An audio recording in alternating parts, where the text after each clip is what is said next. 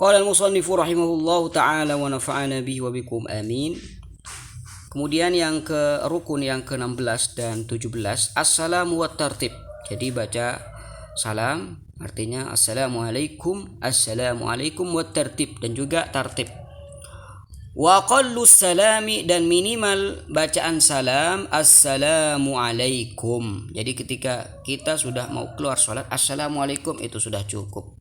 Wa akmaluhu, dan yang sempurna, paling sempurnanya adalah assalamualaikum warahmatullah. Assalamualaikum warahmatullah. Wa yusannu al-iltifatu ila yaminihi indama yaqulu warahmatullah, dan disunnahkan itu menoleh ketika melafadzkan warahmatullah ke arah kanannya, ya. Assalamualaikum. Jadi ketika assalamualaikum tetap tidak menoleh terlebih dahulu. Namun ketika mengatakan warahmatullah baru menoleh. Assalamualaikum warahmatullah. Ketika melafadzkan warahmatullah maka menoleh ke kanan terlebih dahulu. Yang pertama, wa ila syamali wa ila shimalihi fi tsaniyati, dan menoleh ke kiri ketika di salam yang kedua ketika melafadzkan warahmatullah. Nah, jadi untuk salam yang pertama ini sunnah, ya. Salam yang pertama rukun, kemudian salam yang kedua adalah sunnah. Jadi mazhab Imam Syafi'i memang sopan, ya, kan. Ya, kita keluar dari sholat, kita bersalam assalamualaikum. Namun di sebagian mazhab orang itu ketika ingin keluar dari sholat itu bisa tidak menggunakan salam, dengan kentut pun juga bisa katanya.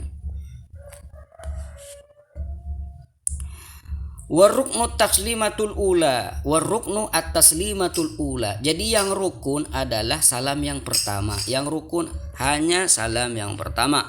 Wa yustahabbu ayyanwiya ma'aha al-khuruj minas shalah. Dan disunnahkan ketika kita mengucapkan salam yang pertama itu disunnahkan untuk niat keluar dari sholat.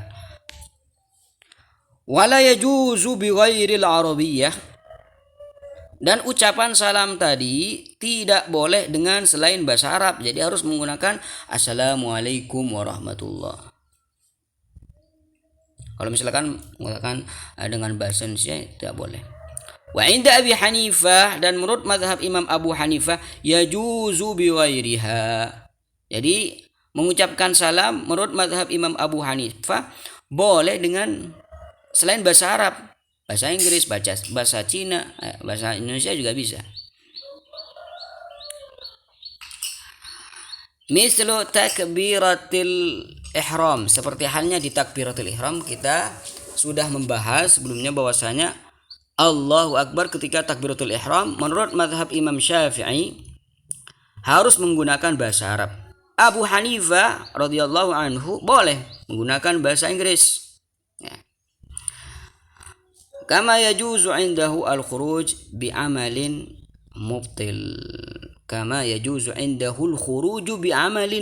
Bahkan dalam mazhab Imam Abu Hanifah boleh keluar dari sholat dengan menggunakan gerakan-gerakan yang membatalkan. Apa saja gerakan-gerakan yang membatalkan sholat? Loncat misalkan. Jadi menurut mazhab Imam Abu Hanifah ketika kita ingin keluar dari sholat tidak pakai salam juga gak apa-apa, loncat saja bisa, tidur langsung bisa.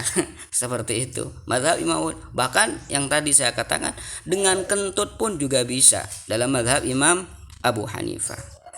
Ya Syafi'i sajalah ya lebih berakhlak. Allahumma shalli ala Muhammad wa ala alihi washabihi wa sallim taslima.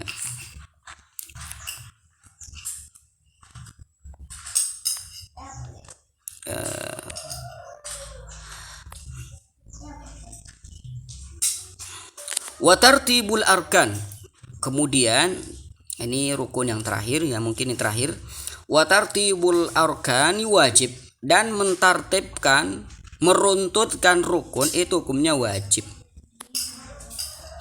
Jadi sujud Dan rukuk ya rukuk dulu baru sujud, bukan sujud dulu baru rukuk ya, seperti itu. Wa tartibul arkani wajib. Falau sajada qabla ar-ruku'i muta'ammidan batalat salatuhu. Misalkan dia sujud sebelum rukuk ya. Baca Al-Fatihah waladhdallin, langsung sujud.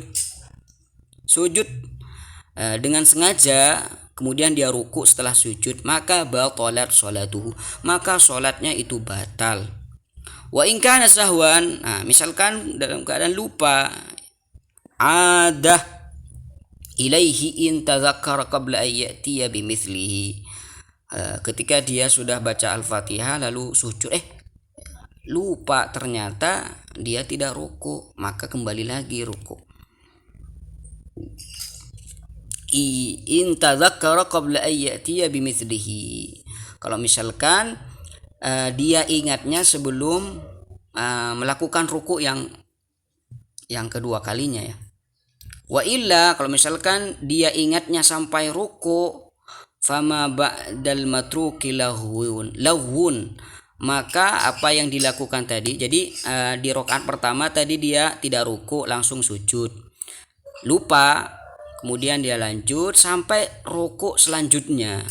Setelah dia ruku selanjutnya ternyata dia ingat, maka apa yang dilakukan tadi setelah ruku itu lahun, sia-sia. Jadi rakaat yang dia lakukan tadi itu tidak ada artinya. Wa idza sallama al-musalli at-taslimatal ula.